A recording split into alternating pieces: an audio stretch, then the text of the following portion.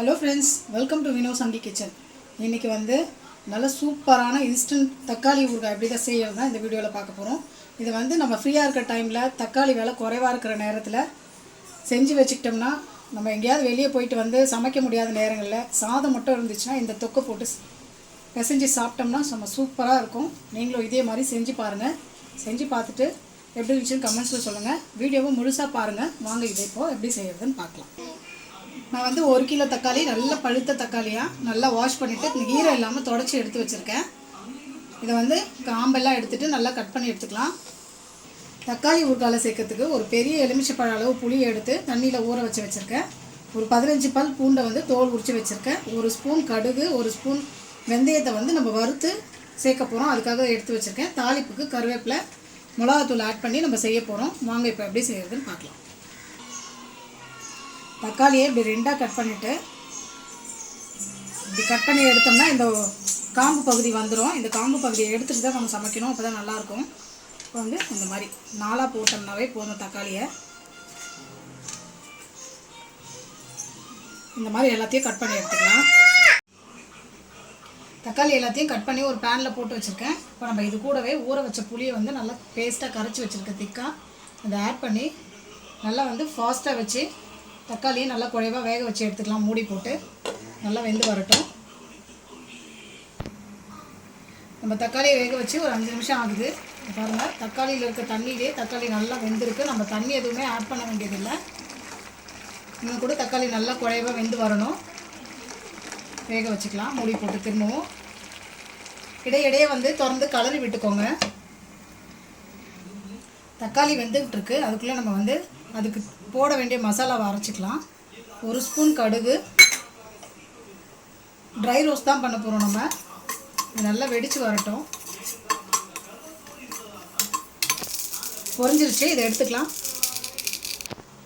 அதே கடாயில் வந்து வெந்தயம் 1 ஸ்பூன் போட்டிருக்கேன். நல்ல சிம்மில் வச்சு செவக்க வறுத்து எடுத்துக்கோங்க. இந்த பொடி தான் வந்து அந்த ஊறுகாய்க்கான டேஸ்ட்டே. செவந்துருச்சு. ஸ்டவ் ஆஃப் பண்ணிக்கலாம். வறுத்து வச்சதை ஒரு மிக்ஸி ஜாரில் போட்டு நல்லா பவுடராக அரைச்சி எடுத்துக்கலாம். தக்காளி 3/4 பதம் வெந்திருக்கு. இப்போ வந்து இதுக்கு தேவையான அளவுக்கு உப்பு போட்டு இன்னும் நல்லா குழைவாக வேக விட்டுக்கலாம்.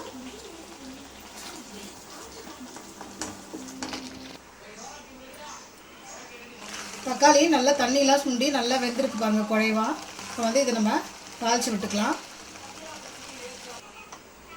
இப்போ வந்து ஒரு கடாயில் நல்லா தாராளமாக ஒரு 3 டேபிள் ஸ்பூனுக்கு எண்ணெய் விட்டுக்கிறேன். ஊறுகாய்க்கு கொஞ்சம் எண்ணெய் இருந்தால் தான் நல்லாயிருக்கும். நீங்கள் நல்லெண்ணெய் இல்லைன்னா ரீஃபைண்ட் ஆயில், எந்த குக்கிங் ஆயில் வேணால் யூஸ் பண்ணிக்கலாம். ஆனால் கோகோனட் ஆயில் மட்டும் சேர்த்துக்காதீங்க. ஃப்ரிட்ஜில் ஸ்டோர் பண்ணும்போது அது வந்து இறுகி போயிடும். எண்ணெய் சூடாயிடுச்சு. இதில் வந்து தாளிப்புக்கு கடுகு, உளுத்தம்பருப்பு, சீரகம் ஆட் பண்ணிக்கிறேன்.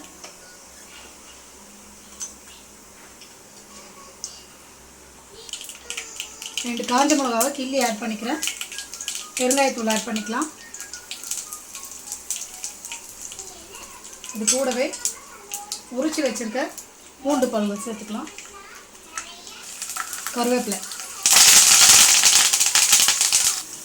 நம்ம வேக வச்சுருக்க தக்காளி ஆட் பண்ணிக்கலாம். எண்ணெயிலே நல்லா கலந்து விட்டுக்கோங்க. இப்போ நம்ம வந்து காரத்துக்கு மிளகாத்தூள் ஆட் பண்ணிக்கலாம். நான் வந்து ஒரு 2 ஸ்பூன் ஆட் பண்ணியிருக்கேன். நீங்கள் காரத்துக்கு தகுந்த மாதிரி சேர்த்துக்கோங்க. நான் இது வீட்டில் அரைச்ச மிளகாத்தூள் தான் யூஸ் பண்ணியிருக்கேன்.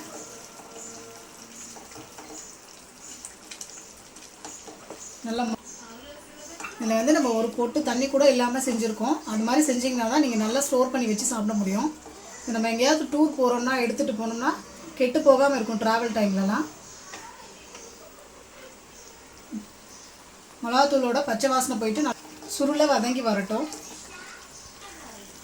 இந்த ஸ்டேஜில் உப்பு காரம் ஏதாவது வேணும்னா பார்த்து செக் பண்ணி ஆட் பண்ணிக்கோங்க. எனக்கு கொஞ்சம் உப்பு கம்மியாக இருக்குது, நான் ஆட் பண்ணிக்கிறேன். நல்லா வாசனையாக இருக்குது இப்போவே.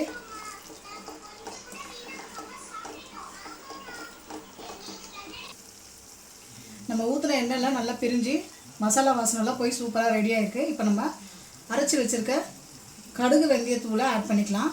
இது போடும்போது ஊறுகாய் இன்னும் நல்லா ருசியாக இருக்கும், வாசனையாகவும் இருக்கும். போட்டு கலந்து விட்டு சும்மா ஒரு 2 நிமிஷத்துக்கு இதை ஸ்டவ்லேயே வச்சுக்கலாம்.